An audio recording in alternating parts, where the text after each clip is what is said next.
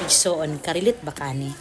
Kana bitang pag naadyo kay tinuod nga gugma sa Ginoo nga magpuyo na yun ang Ginoo sa imong kinabuhi ba nga bali puy-an na nimo ang iyang mga pagtulunan. Katong mga kalagot, kasuko nimo, pagdumot nga gihimo nimo sa una or naapa kay mga tao naghata nimo kasakit, mawala yun tanan. Bali ang imong kalagot, ang imong kasuko, dapat unta manghimaraot kanila, mabalos kanila, kanang tanan mawala yun. Ang ipuli, gugma ug kaluoy na.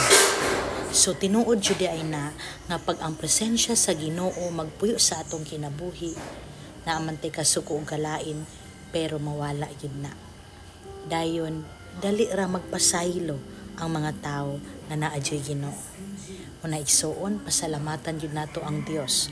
Ilabi na kung ikaw karon ang imong kinabuhi naa ka sa paghigugma ug pagmahal sa Ginoo, ipadayon na isuon kay mo nay pinakanindot nga trabaho ug buhat nga dili kaya bayaran or tumpagon pa or i-compare pa itandi sa salapi.